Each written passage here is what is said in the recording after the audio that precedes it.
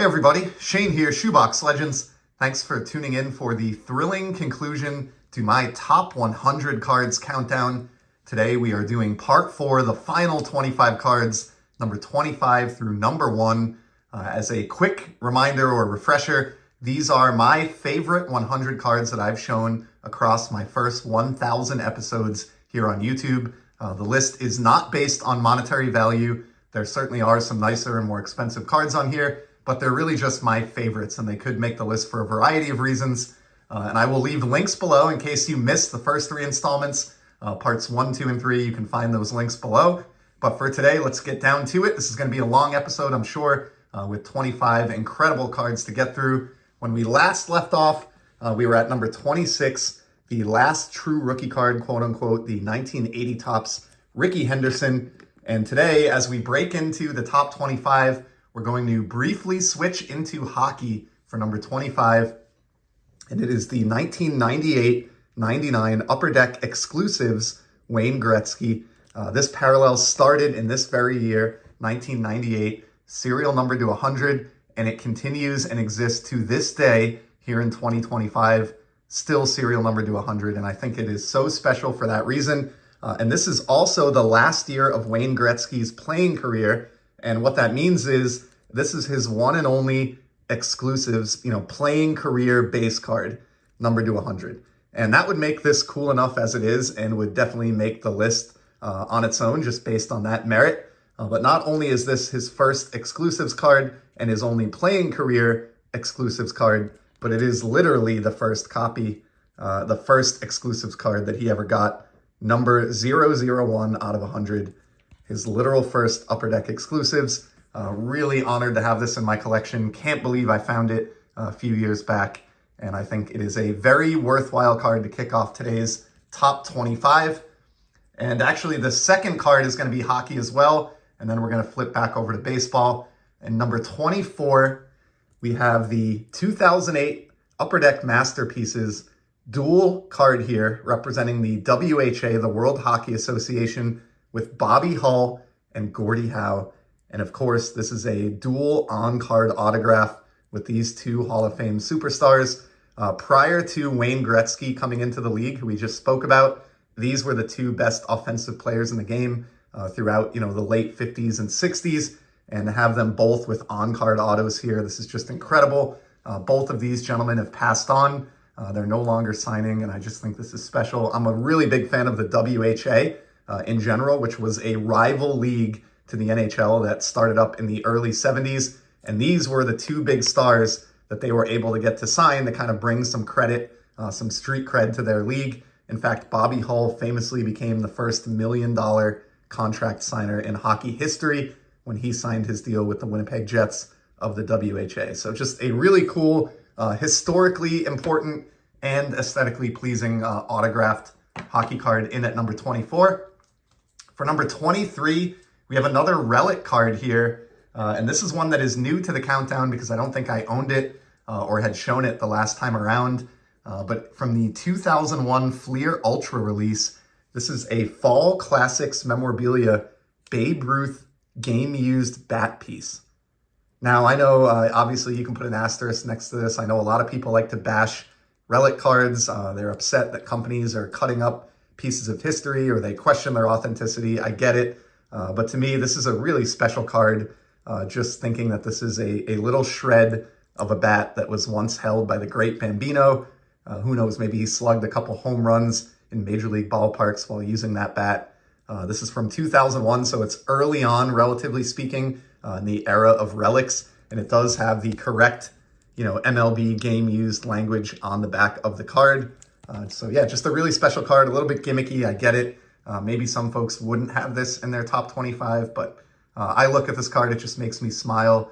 And this is one that I actually picked up from a YouTube community member. My good buddy Jason over at Contrarian Cards sold me that Babe Ruth bat card. So delighted to have that one.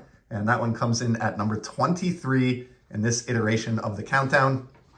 At number 22, we have an iconic, I would definitely call this iconic hockey card from 1985.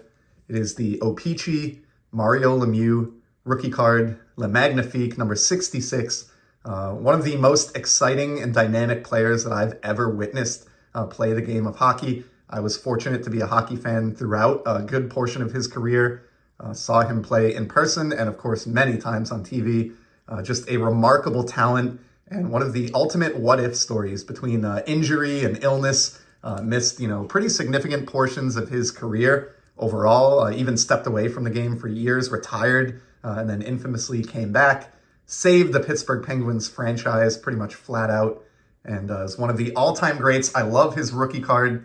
As I said, it's really iconic when it comes to hockey. It might be the most iconic 1980s hockey card, period. And it's one that I think rightfully deserves inclusion in the top 25 and the final portion of the countdown here. It did slide all the way down from number 9 last time around to number 22 here, but that's just because there are some incredible cards coming up that kind of fought their way into the list. Okay, we're going back to baseball here at number 21, and it's a modern baseball card and a player who's among my favorites to collect in the hobby today. From 2014 Topps Update, this is the Mookie Betts rookie card, his official rookie, his first Topps card, and it's the red hot foil parallel. And it's a little bit bright in here today, but you can still kind of see the foil action on these. They look incredible. This was a one and done parallel. This is the only year that they did these for Topps. And I just love the way that this looks, especially being a Red Sox card. You can't go wrong with that team color match. And it's just kind of a way to get a special version of the Mookie Betts rookie that is a little bit different and tougher to find than the base card, which is, not cheap, but readily available. So love this red hot foil, and it might be my favorite overall Mookie Betts card. He's been on the countdown a few times now, just a player that I enjoy tremendously, and pleased to have that one. So that one is in at number 21. Next up at number 20, we're going back to the golden era of baseball and my personal favorite Ted Williams card. Of course, I wanted to get Ted included on the countdown here. He is probably the greatest hitter in the history of my favorite franchise, the Boston Red Sox, so deserves inclusion. There was a few different options. I do have a few cards of his, but the one that I like the best, really love the most is how I should phrase it, is his 1951 Bowman. Just an all-time incredible image here. I love the painting, love the ballpark background, that post swing, of course, that infamous, beautiful swing that he had. Just an incredible figure. I can't get into a life story or breakdown on him. I'm trying to keep this countdown quick and moving along, but I don't think there's anything I could say about Ted Williams that most of you don't already know. And this is just a gorgeous card and another example of a 1951 Bowman card placing in this countdown. I just love, love, love the 51 Bowman release. And maybe looking at it now, and I'll probably say this or think this a few times throughout the video, but I wonder if I should have put that one even higher than I did. Just an incredible Teddy ball game there at number 20. And breaking into the top 20 now at number 19, we have another ultra modern card. And this is similar to one that we saw in the last installment from 2023 Panini Prism. This is the gold vinyl 1 of 1. So basically the superfractor of the Buck Leonard card. Now we've seen already in the countdown cool Papa Bell's Prism gold vinyl and Sam Rice as well. And Buck Leonard is probably my favorite of those three just because I love the image on this card. I love the way this dances. I've really become into these one of ones. Of course, are nearly impossible to find, and just feel fortunate that I was able to haul this one in. Buck Leonard, a tremendously talented individual who you hear almost nothing about in the hobby. I did an entire episode on him earlier this year just to try to get him a little bit more attention and love. He's someone that I've really developed an increased appreciation for here in the hobby over the last couple of years. And it's just incredible to me to have a Homestead Grays 1 of 1 in my collection. So that one is all the way up at number 19, and that is a brand new addition. Was not in any prior countdown, having only picked that card up within the last year or two. At number 18 now, one that you may not be surprised, or you may be surprised, isn't higher than it is. It is the Nolan Ryan rookie card from 1968 Topps. This is my copy, which I'm very proud of, even though it is a lowly 2.5 from PSA. As most of us know that collect vintage at all, the 1968 Topps, that burlap design really hides a lot of damage and issues. So maybe more than any other set from the Golden Era, you can find low-grade cards that look really nice. So when I'm looking for 68 Topps cards, I'm focusing on centering and I'm focusing on vibrant color and registration. And as long as you can find that, the edges and the corners, you really can't tell that there's anything different here unless you hold this like an inch away from your face from a specimen that would be graded way higher than this. So this is a card that was maybe like the holy grail of my youth collecting that I always wanted and never could obtain. And years back now, when I got back in as an adult, thanks to an eBay gift card that I got from my mom and dad for Christmas that funded a good portion of this, finally landed this one. And yeah, if you're a Nolan Ryan collector, this is like an essential card if you get into vintage. And I'm very happy to have this in any grade. Love my copy, and I'll never need to upgrade it. I don't care about the number on the flip. I adore this card. And of course, I'd be remiss if I didn't mention the great Jerry Koosman, who unfortunately and unfairly always ends up playing second fiddle to Nolan Ryan with respect to this card.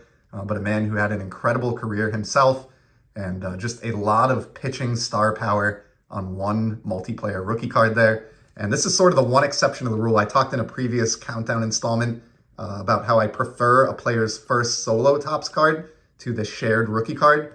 But this is the one where I feel a little bit differently just because Koosman had such a great career of his own in his own right. And this card was such an iconic card, an important part of my collecting childhood run. So my Nolan Ryan rookie in at number 18. At number 17, we have the first of a couple of buyback cards that battled their way into the top 25. You guys know I love collecting these twice pack-issued cards, and for one of them to make the top 25 in my overall collection has to be a pretty special buyback, and this one certainly is that at number 17. It's the 1973 Topps Roberto Clemente, his final card, and it's the only buyback version of this card that I have ever seen in the 10 plus years that I've been collecting these from the Topps original program in 2015. So somebody enjoyed this in their collection going all the way back to 1973. It was bought back by Topps, stamped with this original stamp. And then I can't imagine the feeling of somebody pulling this card out of a pack of 2015 Topps a full decade ago. But I'm glad it made its way to eBay. I'm glad I was able to bring it home at a time when really most people didn't know about or care about these buyback cards. So I got this at a price that was like embarrassingly low. And it's one of the most treasured cards in my collection. Clearly, it made the top 20 here. And on a different day, I could have ranked it even higher. We saw his 72 Topps card earlier in the countdown, but I love the finality of this one being a kind of post-mortem card that came out when he had already passed away at the very end of 1972. And of course, as many have talked about, just so perfect, the fact that it's got his complete career stats on the back and talks about the fact that he ended with his 3,000th hit right on the nose infamously. So could not be more proud to have this in the collection. And honestly, there are other cards on the countdown that are ranked above this that if somebody held a gun to my head, I would sell before I sold this card. Out of everything in my collection, I probably would keep this if I could only keep 10 cards that I own, period, just because of how important it is to me and how I'm relatively certain that it's the only one in existence. So a Clemente item there that you won't see in anybody else's collection and that I'm really proud to own, all the way up at number 17. At number 16, we have another relic, and I think this is the final relic in the countdown, if I'm not mistaken, and it matches up nicely with one that I showed earlier in a prior installment from 2007, Upper Deck Sweet Spot Classic. Check out this Lou Gehrig game used swatch with the Yankee pinstripe on that old wool jersey. Absolutely incredible. I probably mentioned this, I don't remember, when I showed the DiMaggio that I have from this set previously with a matching pinstripe. But if you had told me as a kid that I could hold a card and have a card in my collection that features a piece of Lou Gehrig's worn uniform with a Yankee pinstripe on it, I would have probably just had a heart attack right on the spot. And that's coming from a Red Sox fan, but how can you not admire this guy? Everything that he stood for, everything he did for the game. He showed up every day. Of course, that famous streak that Ripken would end up breaking, but I've tried to, in many ways, not to sound cheesy, but in my own life, I've tried to model myself after guys like Lou Gehrig and Cal Ripken Jr., and I think just showing up, being dependable and reliable is really half the job. And I've been at my own job for 22 years running now, same company, and that's not something that you hear often. And I really do think some of that was developed in me as a kid just by idolizing guys like Lou Gehrig. So just a really important card, probably my favorite overall relic in my entire collection, and comes in all the way up at number 16 on this iteration of the countdown. In fact, moved up one spot. That was number 17 last time around a year or two ago, but it's actually moved up a spot. So pretty cool. Number, let's see, 15 here. We have another buyback card, and this one is a new, relatively new pickup. I've landed it over the last few months. It's a card that I always wondered whether or not it existed, like for years. And finally, the first copy that I ever saw surfaced over this past winter. I had just sold some cards and had some extra money available, so was able to secure it, even though it was not cheap. And it's the 1989 Topps Traded Ken Griffey Jr., but this is the buyback, the Rediscover Topps buyback version of his Topps rookie card. How incredible is that? Of course, you know, hundreds of thousands probably of copies of this Topps Traded Griffey from 1989 floating around out there. I think I have a graded version as well of just the standard card. But for me, as a lover of buybacks and things that are a little bit unique and scarce and different in the hobby, I just about fell off my chair when this thing surfaced at open auction. Couldn't believe I was able to get it at the price that I was able to, even though it's not cheap, just because Griffey has some monster collectors out there.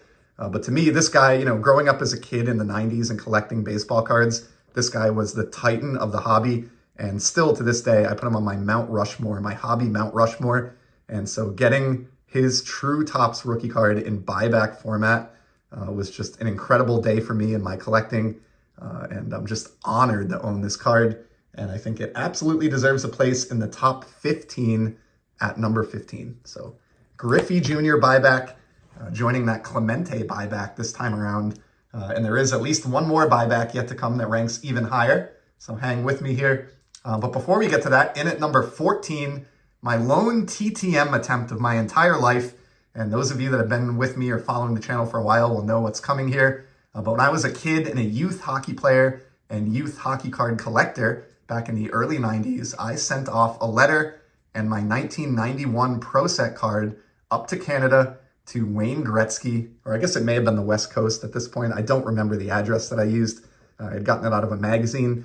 And then a few weeks later, I found this in the mailbox, returned to me, Wayne Gretzky, signed by the great one himself. It's a little bit dark. It's hard to make out his signature on this dark Kings card. I mean, I was 8 years old when I sent this in the mail, so I wasn't really cognizant of picking a card with an appropriate background or anything. I just didn't care. I love this card. It was one I had a spare of. Features my beloved Hartford Whalers in the background there. So this photograph, I think, was likely even taken at the Hartford Civic Center, where I saw Gretzky play with my own two eyes and my family back in the day and caught many games. So there's a lot of nostalgia wrapped up into this one. I have checked with my dad, who has watched previous videos on this. He swears up and down this legitimately went to Gretzky and legitimately came back.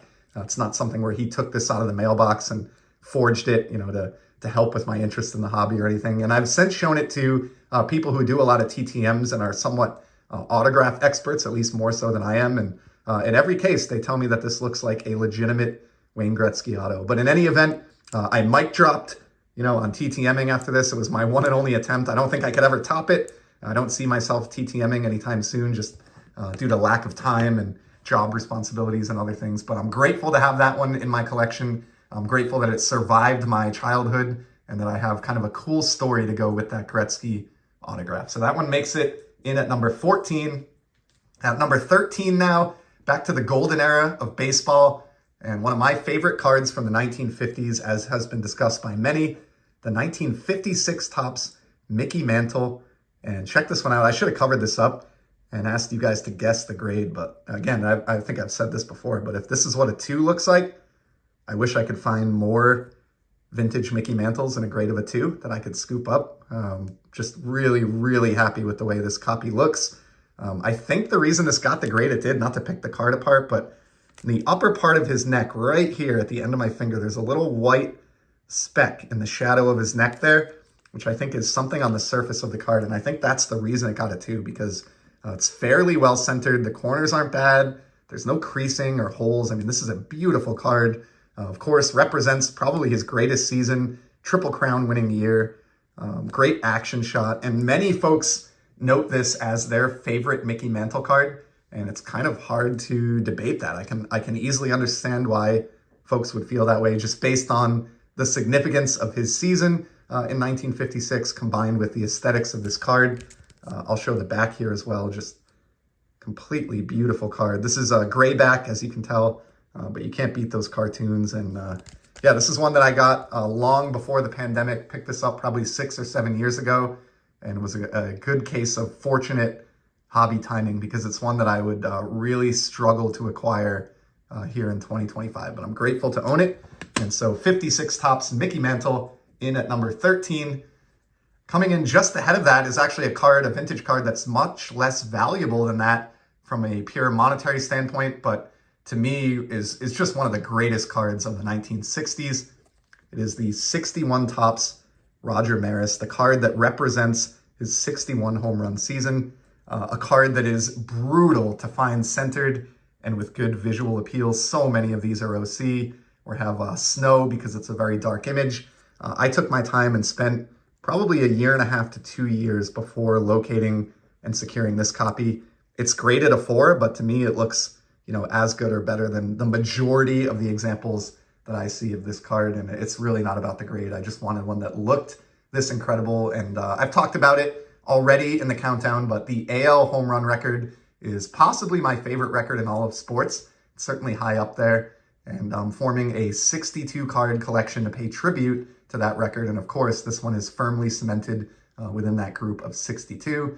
And I talked about it before when I showed his 62, but there's the age-old debate of, would you rather have the 61, the year that he accomplished the feat, or the 62 card where you see the 61 home runs on the back? To me, I prefer the 61. I love the 62 as well. In fact, we saw it previously in the countdown. But to me, I love the idea that kids were pulling this card out of packs, playing Sandlot baseball in 61, going to the local pharmacy or drugstore, getting your pack of Topps and finding this Roger Maris in there during the very summer when he was chasing the Babe and all the attention and pressure and stress that went into that. So I just love thinking about that when I hold this 61 Topps Maris in my hand. And again, even though that's not a very valuable card, it makes my top 15, and in fact is all the way in at number 12. And then following on the heels of that, one that is closely related to it at number 11, but a new take on that home run record from 2024 Topps Archive Signature Series. This is the 2023 AL Home Run Leaders card that pays tribute to Aaron Judge breaking Roger Maris's record 61 years later, hitting those 62 bombs. In this case, it is a triple on-card auto featuring Judge, who hit the 62, and then also your second and third place AL home run participants or leaders in 2023, Mike Trout and Yordan Alvarez. So pretty great. On the back of this card, we see the infamous 62 right there at the top. So I love what this card represents. In fact, I showed a different version of this earlier in the countdown, but when this triple auto numbered to just 9 copies surfaced, I knew I had to try to get one for my collection. My good buddy Dylan has one of the other 9 copies, and allegedly there are 7 more of these floating out there. But for someone like myself who likes to celebrate that AL home run record, it does not get much better than this. This is just, an absolutely incredible card. And yeah, there's one card in my collection that is AL home run record related that placed a little bit higher than this that we'll see in a minute. But this is right up there among my favorites across my entire PC, and I thought it made sense to put this one all the way up at number 11. All right, we're finally at the top 10. Thank you for sticking with me through 90 cards now, if you've watched all these, and we're gonna get into the 10 kind of bangers here to close it out. And in at number 10, Jackie Robinson on the 1953 Topps release. Of course, we just celebrated Jackie Robinson Day a few days back, and for many reasons that I'm not going to go into here, he's just one of the most admirable athletes in the history of baseball. Has certainly gained a ton in popularity in recent years, and yeah, on another day, this one might even get higher up than number 10. Love the look in the background here, that kind of ballpark background, a perfect painting. It's card number 1 in my favorite vintage set of all time. And so it is my favorite Jackie Robinson card that I own. And easy decision to put this one into the top 10. It was just a matter of where it was going to place within that top 10. But for this iteration, it comes in as a very worthy number 10. And a nice clean back on this one as well. I love the backs of 1953 tops. So Jackie in at number 10. At number 9, we've got a hockey card here. And I'll have to double check. I think there's one other hockey card after this one. So this is the second highest ranking hockey card. In at number 9, it is the 86-87 tops Patrick Roy rookie card. Now, he is, in my estimation, and many others agree, the greatest goaltender in hockey history. This guy did it all. He won it all. He was incredible under pressure and on the biggest stages. And I firmly believe he is the goalie that I would want in net. If I could pick one team across hockey history, an all-time team, he would be my netminder, hands down. His rookie card is very iconic. But what makes this one so incredibly cool and places it all the way up at number 9 in the countdown, if you see on the flip here, this is his rookie card that he actually owned. So Patrick is known as having a sports card and memorabilia collection. A few years back, he liquidated some of that, sent them in through SGC, and they labeled his cards as Patrick Roy collection, and a bunch of them went up on eBay. And there were a few that I was interested in, some Bobby Orrs and other cool cards, but the one that I wanted was his rookie card, because how incredible is it that I have the rookie card of the greatest goalie in history that belonged to the very man himself in his own personal collection. So for that reason, this one is incredibly special to me. I did not think I would be able to win it. I'm still surprised that I was. And this one will always probably be in my top 25, no matter how many years I'm in the hobby and no matter how many times I redo this countdown. But for this iteration, it is number 9, the Patrick Roy owned Patrick Roy rookie card. Okay, number 8 now. We've got another example of a one-of-one, in this case, a Topps Superfractor, and it is Josh Gibson, a card that I picked up within the last year. This is a new card, actually. It is only a few months old. It came out in 2024, Topps update. He got his first ever Topps flagship card on the checklist, commemorating the integration of the Negro League statistics. And then as a result of that, him moving to the top of the all-time batting leaders list for batting average. They gave him this great card. And of course, in the Sapphire set, which is the only chrome version of this card that exists, I was able to acquire the Superfractor. It's a little hard to make out, but it is labeled in the upper right here. I can't really get it to show on video, but it's labeled as a one-of-one. Oh, no, I'm sorry. It's right here above the MLB logo. You can see the one-of-one. Superfractors are just crazy, but the fact that I was able to acquire the Superfractor of his first Topps flagship card all these many years later is mind-blowing to me. And like all the cards that we're seeing here in the top 10, this one will, I think, always be on the list. It's probably my personal favorite Josh Gibson card. And since he didn't really have anything released during his life, and then only has the Tolateros and one or two incredibly expensive post-playing career cards, I would actually say this is probably one of the best Josh Gibson cards that exists. Outside of the Tolateros, this is probably a top 5 Josh Gibson card or top 10 Josh Gibson card on the planet. And it's owned by little old me. So not to sound like I'm bragging there, I'm just really, really proud of this one. And went ahead and built the entire rainbow of this card once I got the one-of-one. So Josh Gibson in at number 8.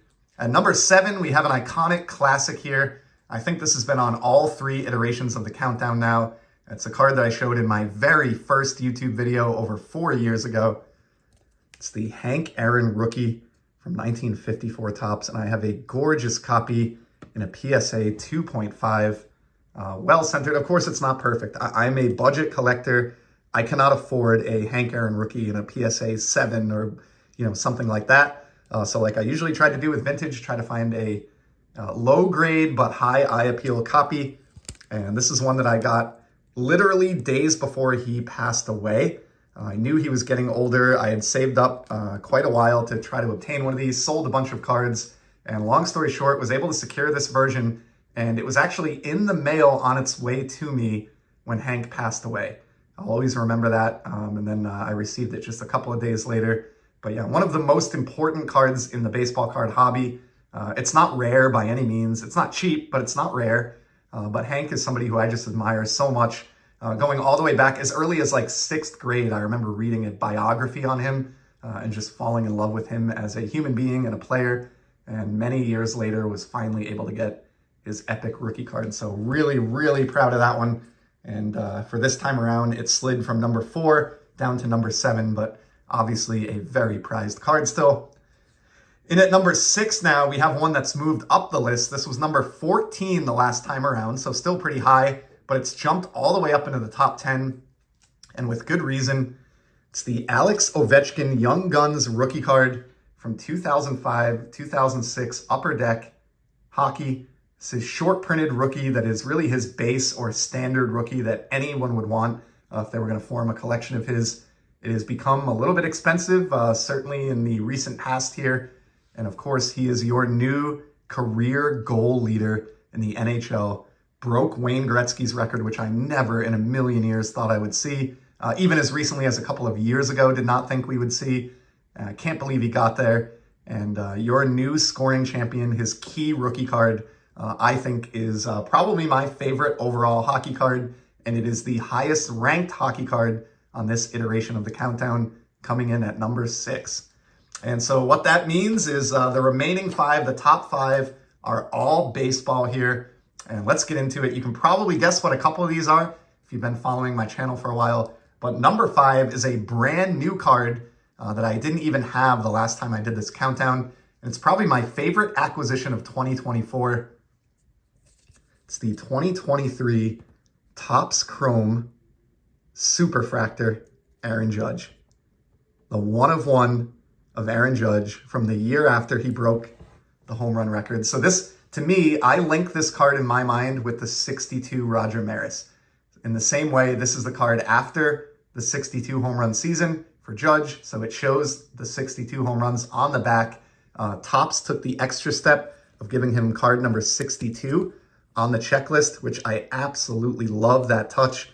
Just so cool to see the 62 down here and the 62 card number. Kind of cements this one and its importance in the history of the sport and the hobby. And again, the fact that the 1/1 Superfractor even surfaced of this card, much less was available, much less that I was able to sell a whole bunch of stuff to come up with the funds to buy this. It's, you know, for all of that to come together, it's almost like a minor hobby miracle. I paid a lot of money for this card, but I didn't pay my own hard-earned money for it directly. What I did is I took advantage of my hobby longevity. I sold 70 different smaller graded cards to roll up into this Superfractor Aaron Judge and one other card. And for all the reasons I talked about with Maris and the home run record earlier in the video, this one is a critical piece in my collection. Will always be in my top 25, especially given, I mean, he just continues to impress.